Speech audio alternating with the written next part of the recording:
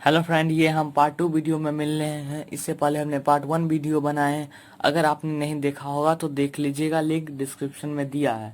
हम यहाँ free fall पढ़ने से पहले एक चीज़ और पढ़ लेते हैं कि ग्रेविटेशन हर एक आदमी में रहता है। हर एक आदमी में कोई भी, जैसे ये मारकर हम फेंकते हैं तो ये नीचे की ओर क्यों जाता, हमारी तरफ क्यों नहीं आता? क्योंकि अर्थ के सामने हमारा वेट बहुत ही कम है, बहुत ही कम, ना के बराबर। इसीलिए ये अर्थ के अपनी तरफ खींच लेता है, हमारे तरफ नहीं आता है।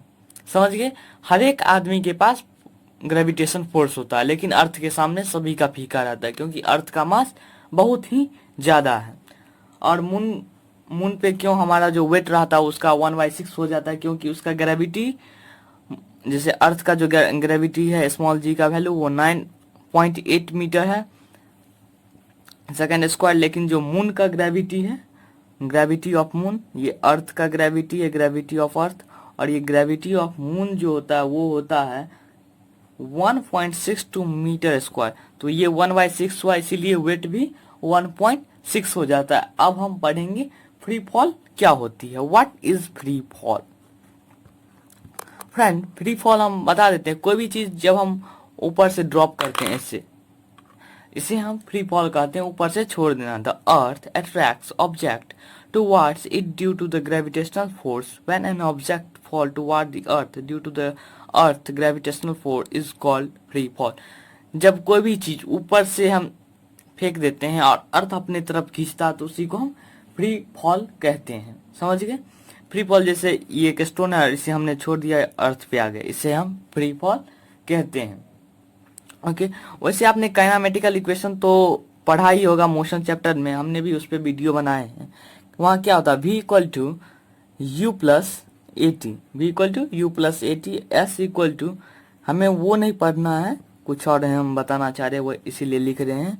और जो v square minus u square equal to 2as, यहाँ जो होता है ये ग्रेविटेशन में आके चेंज हो जाता है, क्योंकि एस डिस्प्लेसमेंट को हम हाइट से यहाँ डिनोट करते हैं और एक्सीलेशन को जी से, स्मॉल वाला जी, और इसीलिए हम यहाँ इसका फार्मूला चेंज हो जाता है और ये कुछ इस तरीके में आ जाता है। वी जो रहेगा वही रहेगा, यू इक्वल टू यू ही रहेगा, और ए के बदले हमने क्या लिखा है, जी, और टी वही रहेगा।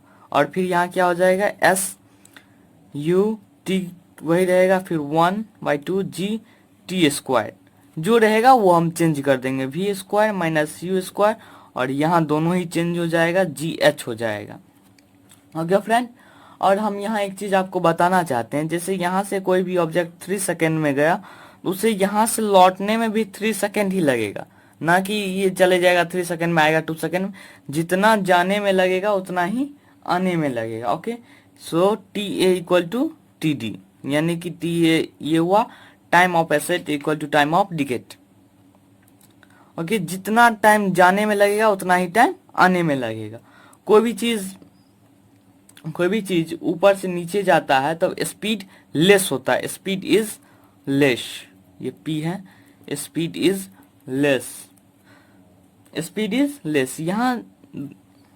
और कोई भी चीज ऊपर से नीचे आता है, ये ऊपर से नीचे आता है, ऊपर से नीचे फ्री फॉल जब होता है तब जी, देखिए ये ऊपर जाता है, ग्रेविटेशन फोर्स, सॉरी, ये कोई भी चीज स्टोन है, ये ऊपर गया तो ग्रेविटेशन इधर लगा और फोर्स इधर लगा, तो दोनों अपोजिट डायरेक्शन हो गया, इसीलिए यहाँ क्या हो जाता है, जी इज निगेटिव, और यहाँ हो जाएगा जी निगेटिव। हम लिख देते हैं जी इज निगेटिव, यहाँ एक्सीलेशन निगेटिव हो जाता। और ये देखिए स्टोन ऊपर से नीचे आ रहा है, फोर्स भी इसी तरफ, एक्सीलेशन इसी तरफ, इसीलिए यहाँ जी रहता है वो पॉजिटिव हो जाता है, यहाँ पॉजिटिव हो जाता है। इसीलिए कहीं कहीं आप इसीलिए अपने मोशन में कुछ आपको प्रॉब्लम हुआ होगा, नहीं हुआ होगा तब ग्रेविटेशन में प्रॉब्लम हो जाता है, इसीलिए हमने बता दिया।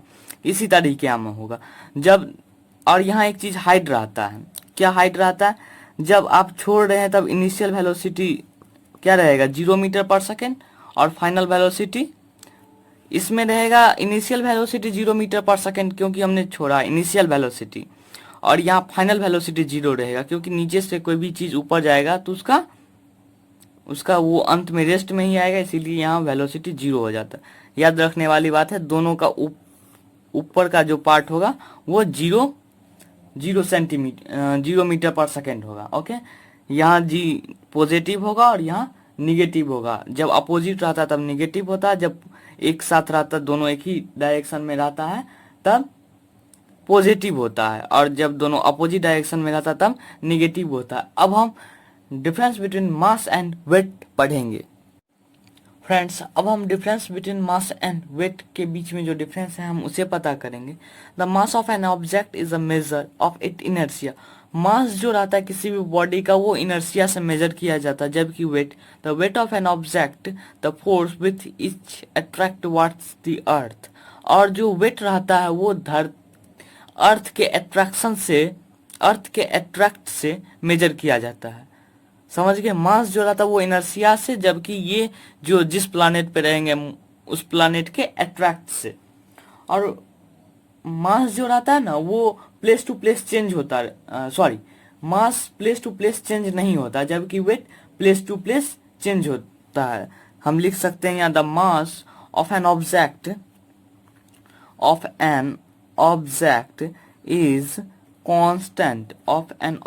is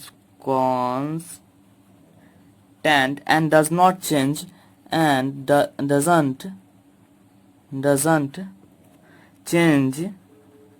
हम इसका डेफिनेशन लिख रहे हैं, change from place to place. ये प्लेस टू प्लेस चेंज नहीं होता है।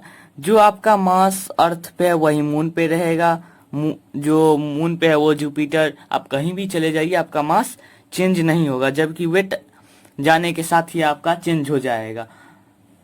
The weight of the body change from place to place. और इसका जो एसआई यूनिट होता है इसका भी न्यूटन होता है, और इसको हम डिनोट करते हैं weight equal to mass into gravity, या weight equal to constant proportion to M.